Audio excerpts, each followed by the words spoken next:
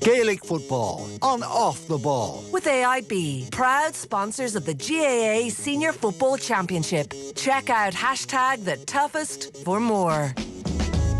All right, we're turning our attention to the Crossmaglen derby, is what nobody's calling it. But I'm delighted to say Paul Hearty is with us to help us preview Sligo against Wicklow. Paul, good afternoon to you. How are you? Afternoon, Ger. How are you? How's things? Oisin McConville revealed that you guys still have a WhatsApp group, and he said that there has been some talk of this game in the WhatsApp group. Can you confirm or deny? I can confirm there has been a wee bit of slagging and, I will not say abuse, no, but gentle encouragement towards the two boys. But it's all been good banter and good fun. But it's a wee bit unique, I suppose. There was a bit of chat at the start of the season about just meeting for the league game between the two of them. And now, as it turns out, it's a league final between the two of them. So it's another plot line in a very interesting story, you know. McEntee must be looking at him going, Jesus Christ, here's the prodigal son. I've been slaving for years and years and years to get Sligo to this point. Your man shows up and all of a sudden we're going toe-to-toe in a final. What the hell? Yeah, Tony's there. This is, I think, the third year in his project, and slogging through Carlton Cups on the way to America and championship matches and all this, and then Oisin tips in the first year and gets into the league final. Yeah, it seems to have a bit of a magic touch about him, Oisin. They do seem like very different characters, just from like talking to them over the years. That I'm not, you know, they're both brilliant, obviously, clearly brilliant football minds and brilliant footballers, but two different men. It's fair to say. Yeah, definitely. You know, I've been privileged, I suppose, to play with them most of my adult career, and part of my juvenile career. They're a wee bit older than me, but totally different men. Oisin, I suppose, would be, as a manager on the line, I suppose he'd be kicking every ball with you, egging every play, wanting you to be brilliant on the ball all the time. Where Tony probably a wee bit more chilled, a wee bit more relaxed, laid back. Well, that's the possession you give towards on the line, but behind it all, very driven person as well, and very professional at what he does. But two fantastic characters, and you know, driven for success. You know, they've been captains of the club over the years to numerous titles, and leaders right across every team they've been part of. And you know, the same attributes come true in both of them, but in their own unique way, which is two totally contrasting styles. But you know. Sorry, go ahead. I was going to say, I think that whenever Tony has finished his managerial career, there's going to be an incredible career in punditry as well, because he's literally one of the most blunt analysts of a game that I've ever heard talking about football. It's like very factual, black and white, and if you haven't performed well, you're getting told about it. Yeah, and I think there's a lot to be said for that in sport. You know, there's a lot of boys out there would be tiptoeing around the subject and trying to find a roundabout way of telling you something, whereas, you know, I have played with Tony, but I've also been managed by Tony, and he's told me a few times, you know, on certain terms what he expects of me. And as you say, in black and white, and a blunt instrument, shall we say? But I think there's, you know, that is a good way of managing people. You have to have that sort of character about you, and he hasn't changed. That's the way he is, and if he finds something that has to be said, he'll tell you. Was he like that as a player as well? Yeah, certainly. In the changing room, if he felt there was something that had to be said, there was no tiptoeing around it. You either do this that way or just get out of my way and we'll get someone that will. It's just the way, black and white, the way it was, and he told you straight. I mean, to go back a little bit, I suspect a lot of people are kind of coming to this narrative now, and they would know the two lads as managers, certainly younger generations. Can you just remind everybody how good a player Tony was and what his influence on games would have been, particularly those big club games that you would have played with him? Yeah, like Tony, all through underage, the whole way up through to his senior career, Tony was a go-to player. He played in front of me at full back, centre-half forward, full forward, midfield, very versatile, very strong, great in the air. You know, if you're under pressure and you need the ball caught in the middle of the field, get the ball out to Tony on a side, and he invariably would have caught the ball. No matter if Tony was about 6'1", it wouldn't matter if the man beside him was 6'3", 6'4", Tony had a wee shake at the hip, or just fantastic hands, could judge a ball to perfection. And the same could be said with the ball coming in on the crossbar. If Tony was in the line with you, which he was a lot of the time beside me, there's no point me going for it, because Tony was fantastic in the air. And he leadership through the lines. He could read the game. Tony was never the fastest, and John the same probably. They're never but always the 2 or 3 yards upstairs in their head, and they could read the game very well and just be in the right place at the right time. And I don't know how some players do that. It's just a natural instinct he had, and he was very good in that respect. When you were kids, did you know that he was going to make it to senior inter-county level fairly early on? Yeah, definitely. I would have played with the two boys under 12, 14, 16 and that there, and they were just bigger, stronger, and just better footballers than everybody else at every stage of their career. And there was games that we would have played under 14, 16. He could have got the ball on the 14-yard line, soloed the whole way down the field, 3 men and younger boys out of the road, and stuck it in the net. They were just stood out at every age grade going up through the ages. They just were that good, yeah. There's a lot of pressure on a young player who can come through like that. Many of them don't make it because, for whatever reason, it's a little bit easy for them at underage level, and they ease off on the work and they don't do the extra skills. They don't make sure that they're able to kick off both feet, or they don't make sure that they're able to hand pass off both hands. But it strikes me that the McEntees weren't shy on making sure that they were getting better the whole time. Yeah, exactly. They didn't rest on the laurels.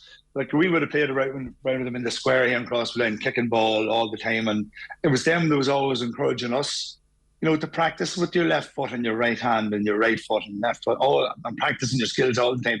There was always them, even though they were younger, they were encouraging us as other players, teammates, to practice all the skills and be very good at all your attributes, left, right, as I say, foot and hands. And they were always encouraging us all the time. And that just went through the whole way through their careers. They were always very encouraging. They were never really negative or anything like that there.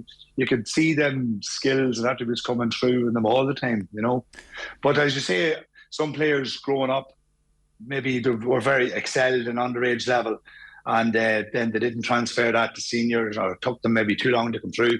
But even I remember I was taking on, Joe Kiernan took us on, myself, and I think Francie Bellew and the two McEntees at the same time, I think in 1985, and they just were straight into the team from day one, and it didn't matter. They just flowed, and they just gelled with everybody else from their first season. In retrospect, it was a pretty good cross team you had. Yeah, we were blessed probably with the age profile of the team and some of the players that we played alongside. That it did sort of seamlessly go on. With older players would have protected the two McEntees when they were probably coming into starting off at 17, 18 when we started off in the first season. They didn't need much protection, mind you, but there would have been some ways to see a younger player coming on, yourself, right, let's give this fella a wee clip and show him what the big boys game is about.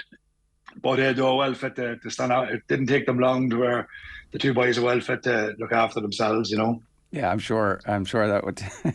They certainly were well able to for the rest of their career as well. Come here. The on the flip side of it, one last question on that. Sorry, I meant to ask you this a bit earlier.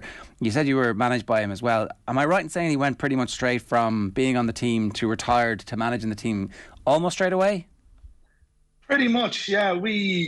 Unfortunately, we were going for the 13 in a row in Armagh, and we were beat by Kilmacud Crooks actually in the Ireland final in 2009.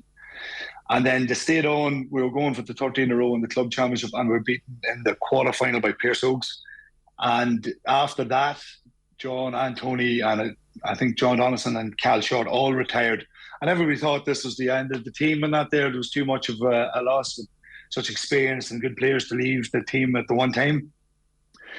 But then after that, I think it was 2010, Tony McEntee and Gareth O'Neill took over the team after we were defeated, and they came in and we went on and won 2 All-Irelands in a row, All-Ireland clubs, with Tony at the helm. So basically it was pretty much 6 months later, and Tony was managing the senior team here in Crossmaglen. And then John retired, but Tony coaxed him back in for the Ulster Club Championship, and got John back playing. He played in the Ulster Club and the Ireland Club, and was a great help to the younger fellas, because we transitioned from nearly an older team to a really young profile of a team in that few months, and it turned out pretty well. I mean, it's really remarkable, isn't it, to be able to do that? And because everybody always says, oh, it's the hardest part is then going to manage your friends or players who you've been with and like telling them they're dropped or ordering them what to do, but it doesn't seem like that was a problem. That wasn't a problem. Excuse me. And as you alluded to earlier, Tony can be pretty blunt. So that from the field, that transferred from the teammates into the management style, and it didn't take much from, and like, it's water of a duck's back to Tony. He just did things the way he thought, and probably along with Gareth at the time, and it worked pretty well. And it pretty much, Gareth, it seemed to be the two of them at that time were a bit of a good cop, bad cop. And believe it or not, Tony was the good cop. Right. That sounds to me, Paul, more like bad cop, worse cop, to be honest, but okay. Well, if you want to put it that way. Yeah, but Tony was pretty he was blunt, but he's pretty articulate and pretty good at putting points forward and motivating players.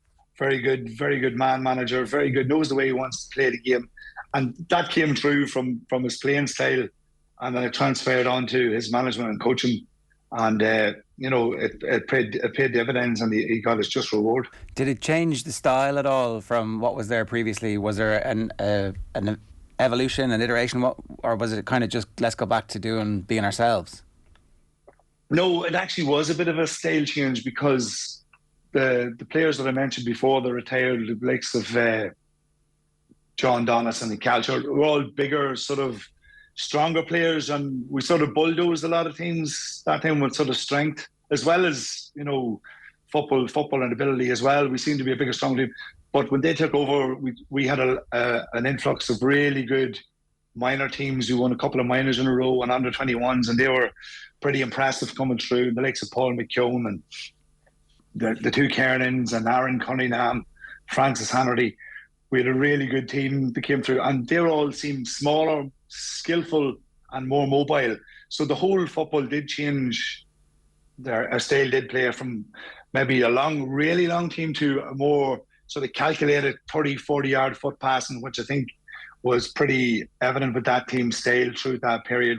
It was pretty good, great football, to watch. We got a reputation probably for playing really good, long football and good running off the ball, and I suppose when you look back at that style of football at the time, it was really, really entertaining to watch, and we got that sort of reputation for being a really good team to watch playing football, and that came from Tony and the way they played and the way the dynamic they played with, sort of the profile of the player that they had, smaller, faster, and should I say more skillful players. And with Oisin, in the first year you won it there, I was just checking, he was top scorer in the championship, in the All-Ireland Championship series with 227. So managed by Tony McEntee, top scorer is Oisin. Yeah, listen, that man, he was like a fine wine. He sort of got sweeter with age. He sort of, even after he retired from the county, I think he retired from the county in 08, 09.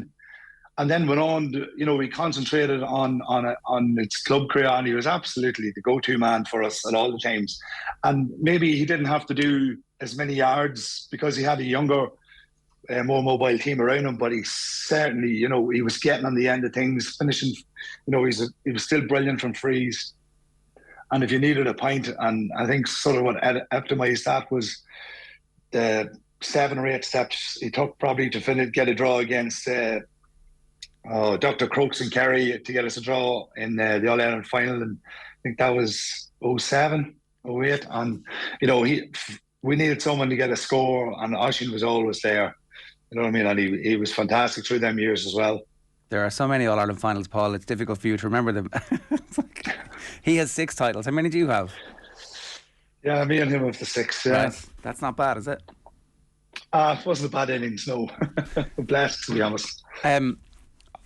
Will they be talking this week, or will they be ignoring each other this week and talk to each other on Monday? What do you think? Well, they have to talk because Oisin's the under 12 manager and Tony's the youth officer in the club. So we have to organise training between them and it's myself and Stephen Kerr, and that's on the 16 managers. So we're always sort of bumping into each other on the pitch and that there. I'd say probably this week he hasn't been about because he's probably organising for the final of the weekend, but they'll be on the phone, who's taking training, what time field slots are at, and all these sort of bits and pieces. But whether they'll chat about Croke Park and Saturday, I don't think that might be on the agenda. Suddenly the under-12s find that there's no pitches available, and that's advantage to Sligo. It is a bit mad. It must be a bit mad. Did you kind of expect that team was going to produce loads of managers who would go off and manage teams? Like, when you're playing, you probably don't think like that, but in retrospect, when you think about the success you had and the deep understanding you have in that group of how football should be played, when it's successful, when it's not successful, how to bring young players through, how to survive the pitfalls of Armagh and dominate it the way your team did, was it automatic in your head that, like, there's a lot of really good managers in this dressing room already? Yeah, I think when you have that sort of player and dynamic in a team with leadership qualities and, driven lads that demand more of their teammates throughout the pitch, I think when you play football to that high level and then you lose that, the next logical step is probably to go into coaching and go into management, because you don't get that kick from anything else. You don't, playing football is the be all and end all for a player, being out there in the big days, and you don't get that anywhere else. So I think, as I said, the logical step is to go into management and try and have an influence on the young fellas coming through and show them the way you think, because you have that experience on playing in big days and having big championship wins under your belt. And if you can try and take that in, the boys have done that at club level and went through the senior teams, and then they've been to other clubs and counties. In Tony's case, Tony's been to Mayo for a few years, so he's as a coach. So he's brought that through now to Sligo on as the manager. So it's just a natural progression, I think, for players of that ilk and that quality that you just feel a need to go and be a manager and try and bring that out in players and get some joy or some buzz and enjoyment out of that. And the leadership qualities that they have is evident too, like in their own very different styles. But I'm just sitting here wondering, is there a bit in the future where they kind of partner up as a dream team and take the Armagh gig? Where are you going with this, Ger? Yeah, listen, I think it's I would imagine at some stage to probably have to be in line for that job, because listen, Geezer's not going to be there forever. If it's somewhere down the lane, they'll probably want to get a good few years experience outside the Armagh job. A bit like Ronan O'Gara, who went around to France, went to New Zealand, went to Australia, and got all his wee bits and pieces on his ducks in a row, getting experience from everywhere. And I suppose a lot of players would do that now. Go and manage somewhere else. Go and get a feel for different provinces and how they play football, and different philosophies, I suppose, and styles, and sort of bring that together. And maybe at some stage, when the time's right, take the job at home. And if it come up, and it could be too soon for the likes of Oisin, he's only in his first year. Tony's well down the beaten track now with 3 years, and the job could be up for grabs in maybe a 2 or 3 and another couple of seasons. So maybe at that time they might feel it's a right fit for them, and it fits into their schedule. Why not? They'll be in the mix. They have to be, because they're intercounty managers now. So I'm sure they'll be on the top couple of names for the job if it ever does come up in the next couple of seasons, Yeah, and legends as well. Like it helps when you back up being a legendary player with then a track record of success, and they both obviously have demonstrated. One last thing, would they have similar styles? Is Oisin's style of football, is his philosophy a cross philosophy that you all share, or are you sitting there rowing at the under-12 matches going, why are we playing this way? This is not who we are. It's not our identity. Well, I think that certainly is. Two of them have played in the forward line before, and there would be a forwards coach. But I think that it has to evolve the way the game has gone. You probably can't go the way Cross went for years and be gung-ho all the time and spraying 40, 50-yard passes into forward lines. But because as you know yourself, Jerry, the way football has evolved, it's 15 seem to attack and 15 seem to defend, and you've blanket defences and counter attacks, and you know the long ball only it's a brief time if you win back a turnover, and to transfer that ball, and most teams don't have players up the field where you can spray a 60-yard pass anymore. So I think the game has evolved that much now that game, you don't see it played in every player, but it can be something, a tool to use in transition between defence and attack the odd time. But the way the game is played now, it seems to be more running game, patience, build up play, and you'd rather it be the other way, obviously. But the way the game has evolved now, it's not entirely possible all the time. Yeah, Paul. So the two of them have to evolve their style to accommodate today's game. So you're not saying they couldn't work together? That's what I'm hearing here. You're saying there's a chance. There is a chance. You're telling me there's a chance. A bit of Jim Carrey there. Yeah, there is a chance. John and Oisin worked together with us in 2014, 2015 and got an Ulster club title out of us in Cross. So they're all best mates. Whether they can bring that together at some stage in the future at county level, that is yet to be decided. Well, sure, look, isn't it proper barroom talk for a Friday night? Paul, enjoy the game this weekend. Thanks a million for joining us. Cheers. Not a problem, Ger. All the best. Thank you. That's Paul Hearty there. The game itself obviously throws in tomorrow afternoon at 5 o'clock. It's going to be a pretty decent weekend of Gaelic football action. If you have any views on that, we'd love to hear from you. You can get in touch, 53106, the text number. You can tweet the show at Off The Ball. Gaelic football on Off The Ball is in partnership with AIB, proud sponsors of the Football, Hurling and Camogie All-Ireland Club Championships. Check out the hashtag The Toughest for more.